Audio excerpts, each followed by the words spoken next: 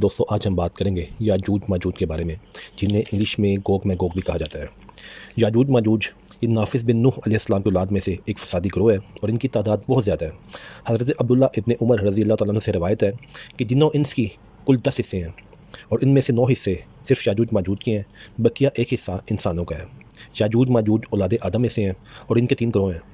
روایات کا مفہوم ہے کہ قیامت سے پہلے ایسے لوگ آئیں گے جو بہت طاقتور ہوں گے اور اس دنیا پر فتنہ و بربادی برپا کر دیں گے اور ان سے لڑنا کسی کے بس کی بات نہیں ہوگی۔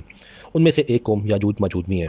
لیکن یاجوج ماجوج کے بارے میں مزید حقائق جاننے کے لیے اگر آپ نے ہمارے چینل کو سبسکرائب نہیں کیا تو پہلے سبسکرائب کر لیں تاکہ آپ کو اس طرح کی مزید معلوماتی ویڈیوز ملتی رہا کریں۔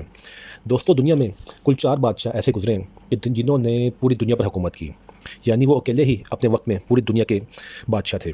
ان میں سے 2 تو مسلمان تھے اور 2 کافر تھے۔ 2 کافر جو تھے ان میں سے ایک نمرود تھا اور ایک کا نام تھا بخت نصر، اور 2 بادشاہ جو مسلمان تھے ان میں سے ایک حضرت سلیمان علیہ السلام تھے جو نبی تھے، اور ایک حضرت ذوالقرنین رضی اللہ تعالیٰ عنہ۔ حضرت ذوالقرنین کا اصلی نام اسکندر تھا اور یہ حضرت سام بن نوح علیہ السلام کی اولاد میں سے تھے، اور یہ ایک بڑھیا کے اکلوتے بیٹے تھے، اور یہ حضرت خضر علیہ السلام کے خالازاد بھائی بھی ہیں۔ انہوں نے حضرت ابراہیم خلیل اللہ علیہ نبینا و علیہ الصلوۃ والسلام کے ہاتھ پر اسلام قبول کیا۔ یہ نبی تو نہیں ہے، البتہ اللہ کے نیک بندے ہیں۔ قرآن مجید میں حضرت ذوالقرنین کے 3 سفروں کا تذکرہ کیا گیا ہے جن کا ذکر سورہ کہف اور سورہ انبیاء میں آیا ہے، اور یہ تینوں سفر بہت ہی دلچسپ اور حکایت آموز ہیں۔ پرانی کتابوں میں یہ بات لکھی تھی کہ سام بن نوح کی اولاد میں سے جو شخص آب حیات کے چشمے سے پانی پیے گا اس کو موت نہیں آئے گی۔ چنانچہ حضرت ذوالقرنین اسی چشمے کی تلاش میں مغرب کی طرف سفر پر نکلے اور ساتھ آپ کے حضرت خضر علیہ السلام بھی تھے۔ حضرت خضر علیہ السلام تو اس چشمے تک پہنچ گئے اور انہوں نے وہ پانی بھی پی لیا، لیکن حضرت ذوالقرنین وہاں تک نہ پہنچ سکے۔ مغرب کی طرف سفر جاری تھا اور چلتے چلتے آپ ایک ایسے مقام تک پہنچے جہاں سورج غروب ہوتا تھا۔ اس جگہ وہاں آپ کو ایسا معلوم ہوتا تھا کہ جیسے سورج ایک چشمے میں غروب ہو رہا ہے اور یہ اینڈ آف ورلڈ تھا۔